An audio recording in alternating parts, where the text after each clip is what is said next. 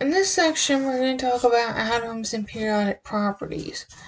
And specifically in this video, we're going to get into electromagnetic radiation and waves and how those relate to atoms.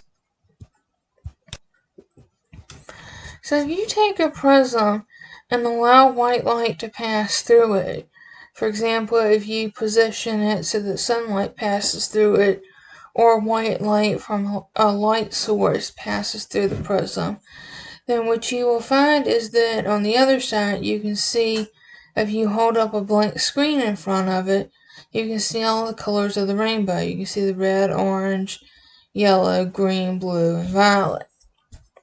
And actually, if you put another prism on the other side of this, so that when this light comes out in the different colors, it has to pass through another prism, what you'll find is that the colors actually recombine into white light, and you would see white light coming out of the second prism.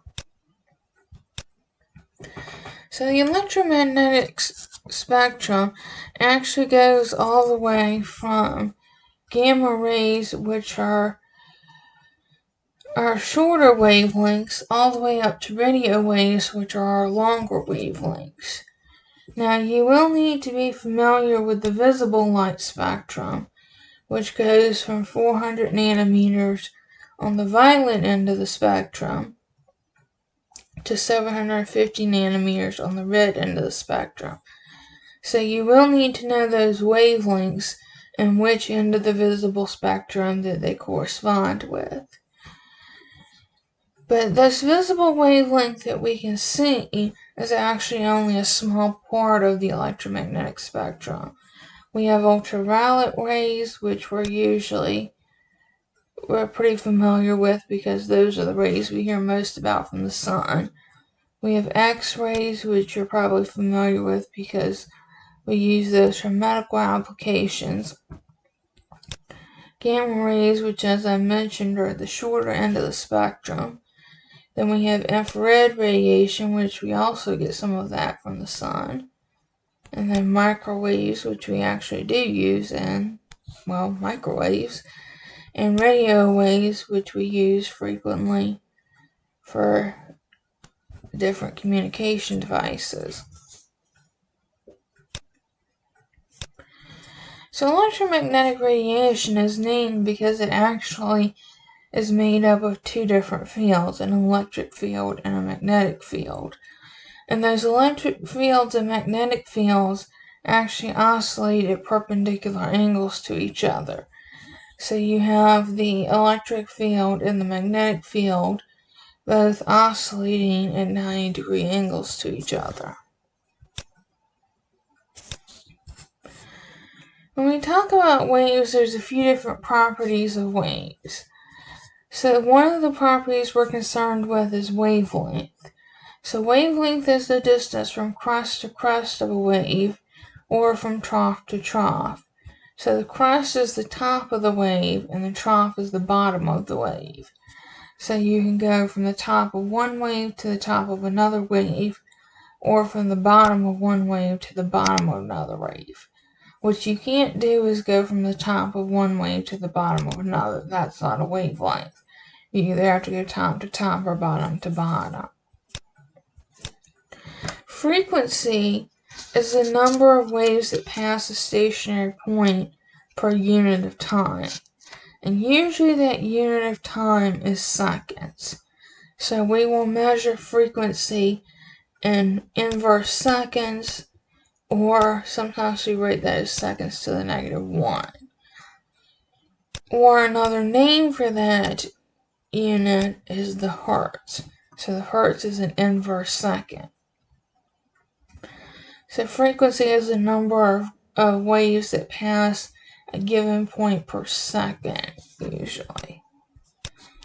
And amplitude is the height of the crest or the depth of the trough. Now, if you're measuring that from the same wave, that's going to be the same distance. We can relate wavelength and frequency using this equation here. So the speed of light, which is a constant, is equal to the wavelength times the frequency. So wavelength is measured in meters. Sometimes you will be given wavelength in nanometers, and you will have to convert that to meters. So this is the symbol we use for frequency. It's the Greek letter lambda. This is the symbol that we use for frequency. It looks like a V, but it's actually the Greek letter nu. So nu is the frequency in hertz or in inverse seconds. And c is the speed of light. So as I said, that's a constant. The value is given to you as 2.998 times 10 to the 8th meters per second. And you do not have to memorize that. You will be given that value. So wavelength has to be in meters because the speed of light is in meters per second. So let's take a look at an example here. What is the frequency of yellow-orange light?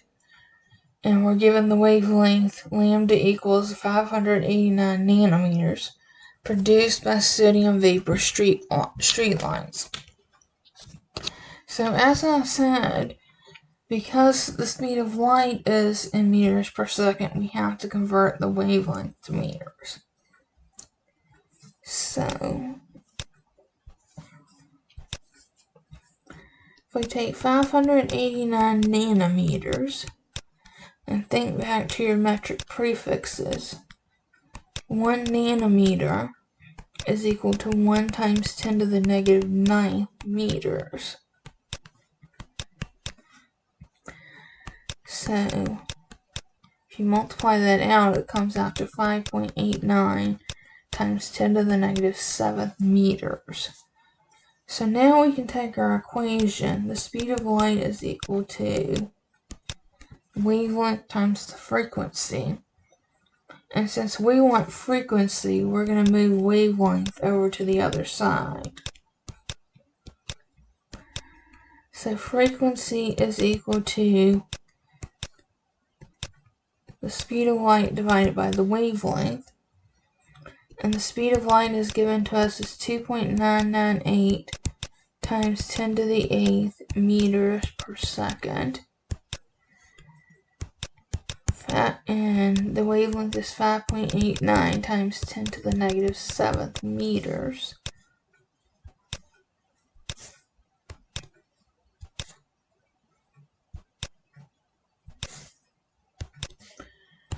So if we divide that out, that comes out to 5.09 times 10 to the negative 7th inverse seconds.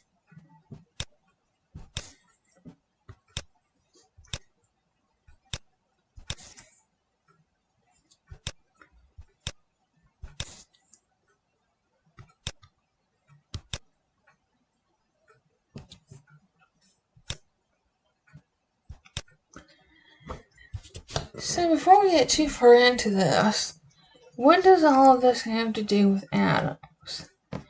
Well, we know that if you pass white light through a prism, you get all of the colors of the rainbow. So white light contains all the possible wavelengths.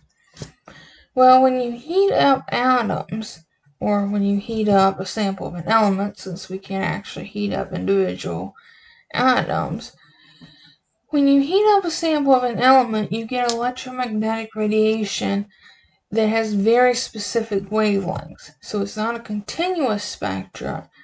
It's very specific wavelengths within that spectrum. So for example, sodium, you get a yellow spectrum right here, just below 600 nanometers, about 590 nanometers. If you heat up a sample of hydrogen, you get a sample wavelength line down here just above 400. You get another one just between 400 and 450. One right below 500, it's about 490. And then another one just above 650.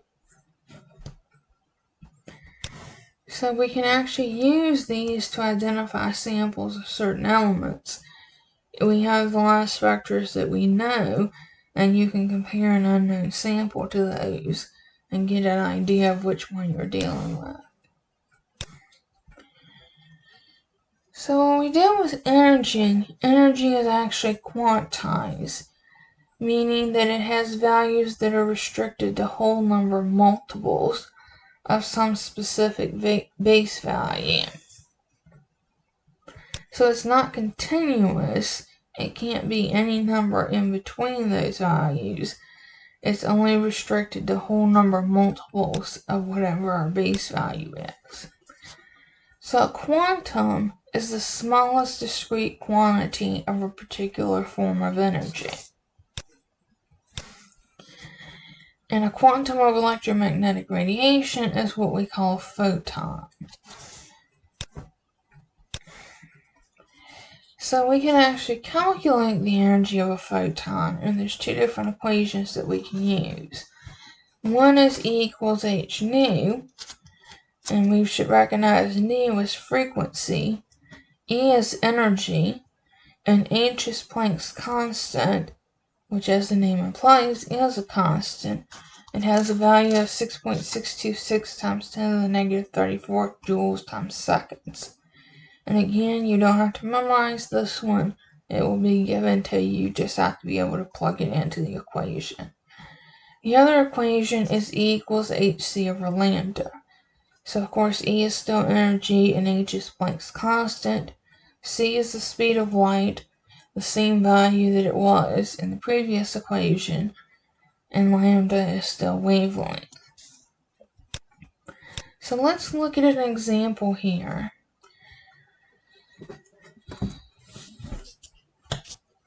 We want to calculate the energy of a photon of red light at 685 nanometers.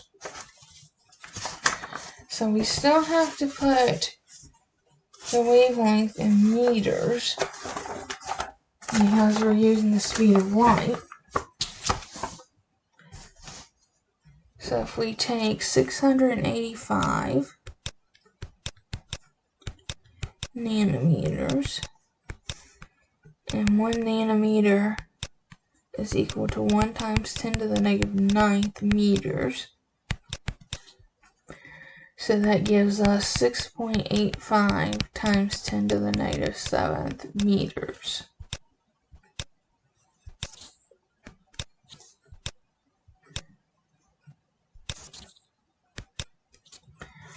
So we have two equations that we can use to calculate energy, but we're going to pick the one that has wavelength in it, since we're already given wavelength.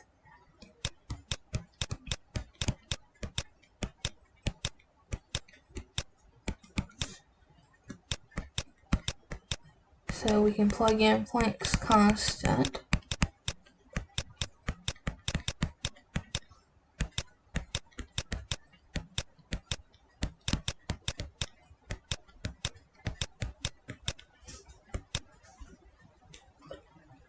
And we can plug in the wavelength that we calculated. So if you plug into your calculator 6.626 times 10 to the negative 34th times 2.998 times 10 to the 8th, divide that by 6.85 times 10 to the negative 7th, that gives you 2.90 times 10 to the negative 19th. And if we go through and look at our units, meters cancels with meters, seconds cancels with seconds, and we're left with joules. And this is the unit that we should have for energy. Energy is measured in joules. So we come up with 2.90 times 10 to the negative 19th joules. So as we mentioned earlier, energy is quantized. So quantized, you can think of it almost as being like steps. If you're going up the steps, you can be on this step or you can be on this step, but you can't be standing halfway in between. That's just not physically possible. So energy is like that. We can be at this value or we can be at this value, but we can't be halfway in between. An unquantized state would be like this ramp, that we can be standing anywhere along the length of the ramp. So when we have light of a particular energy striking a metal surface, sometimes that can produce an electric current. If it's the right wavelength and the right energy, we get what we call the photoelectric effect, which is this phenomenon of light striking a metal surface and producing an electric current. If the radiation is too low in energy, then no electrons are released and we don't get the photoelectric effect.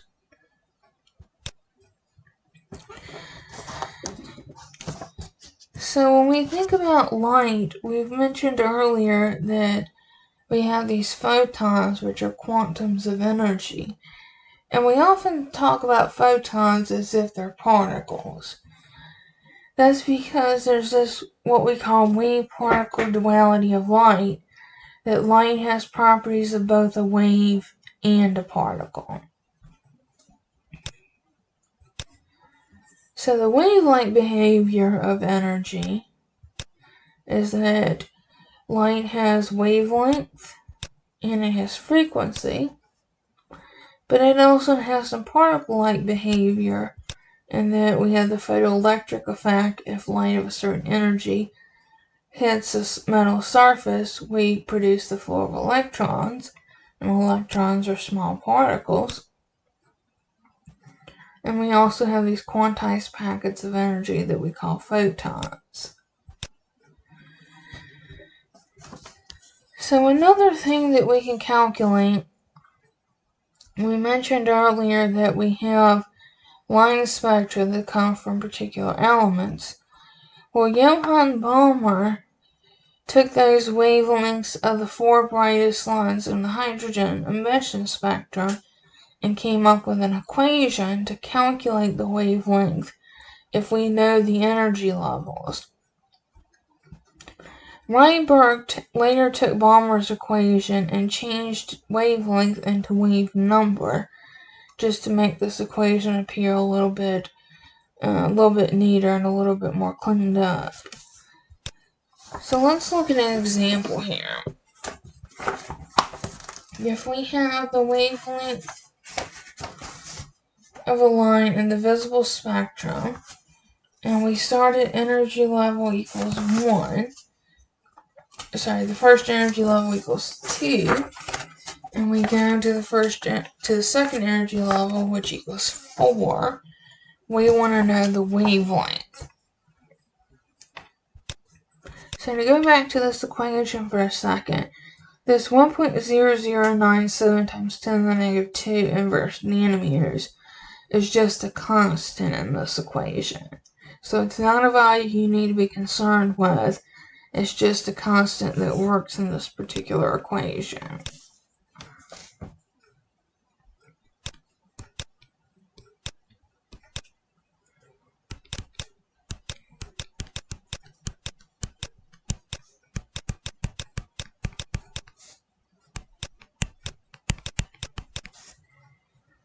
So we have 1 over n1 squared minus 1 over n2 squared. So if we take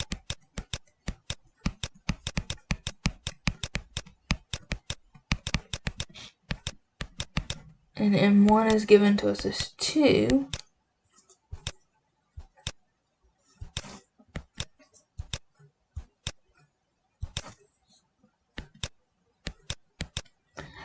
and n2 is given to us as 4.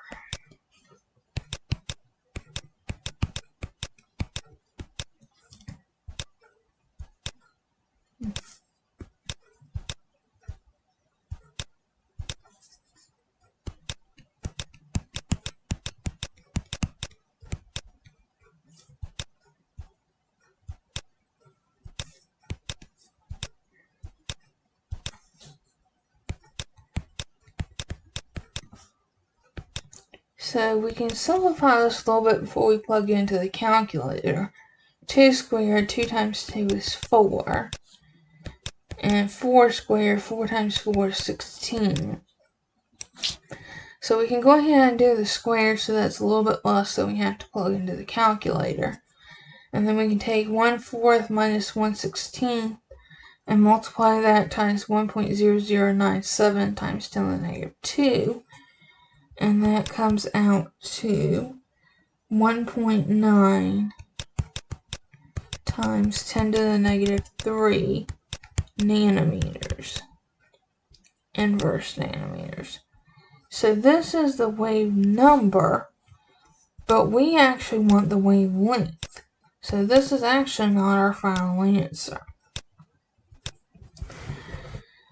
If we want wavelength, what we do then is we calculate the inverse of wave number.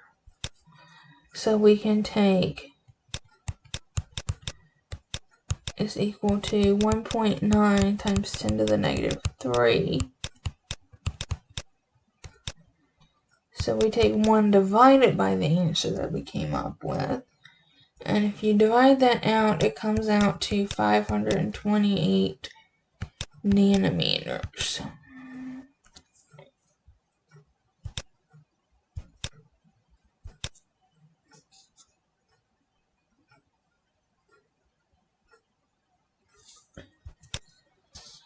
So in hydrogen atoms, the electrons are said to occupy discrete energy levels according to the Bohr model. So the Bohr model of an atom has the nucleus in the center. So we have our nucleus in the center of the atom, and then we have electrons that occupy these discrete energy levels that go around the nucleus of an atom. So for example, this is the first energy level, this is the second energy level, this is the third energy level, and so forth. And electrons move between these energy levels either by absorbing energy to go from a lower to a higher energy level, or they emit energy to go from a higher to a lower energy level. So an energy level is an allowed state that an electron can occupy in an atom. The ground state is the lowest energy level. So typically that would be n equals 1. The excited state is any energy state above the ground state. And an electron transition is the movement of an electron between those energy levels.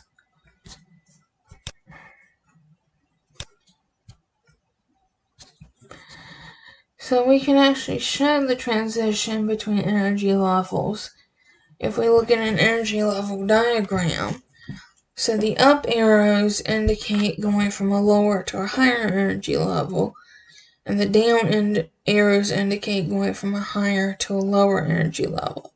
So the up arrows, we absorb energy, the down arrows, we emit energy.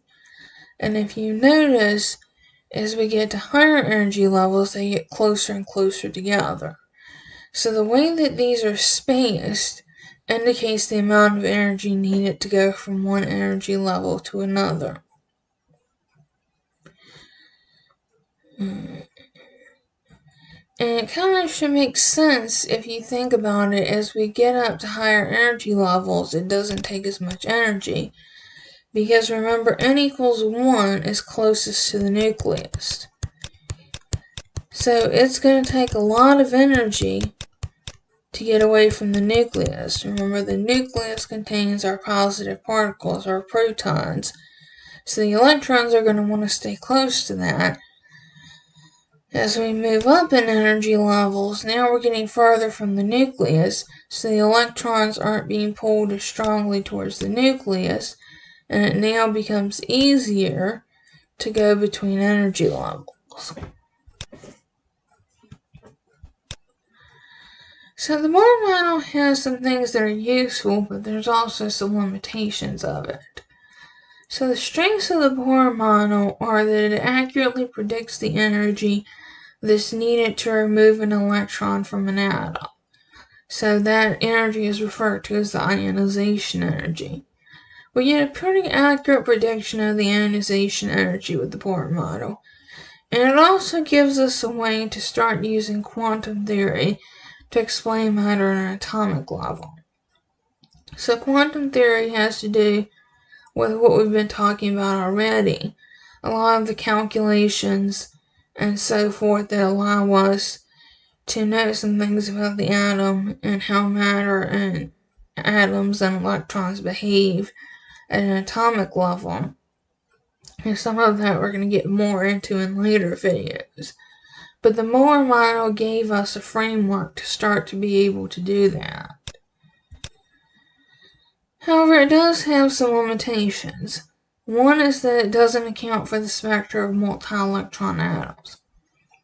So if you think about it, hydrogen only has one electron, but as soon as we go to the next element, which is helium, now we're up to 2 electrons. So considering that most of the periodic table contains multi-electron atoms, that's kind of a pretty big drawback with the Bohr model. The other limitation is that the movement of electrons and atoms is actually a lot less clearly defined than what the Bohr model says that it is. So we tend to think of electrons in the Bohr model as being nice, neat little energy levels and being nice, neat little circles that go around the nucleus. In reality, it's not quite that clearly defined.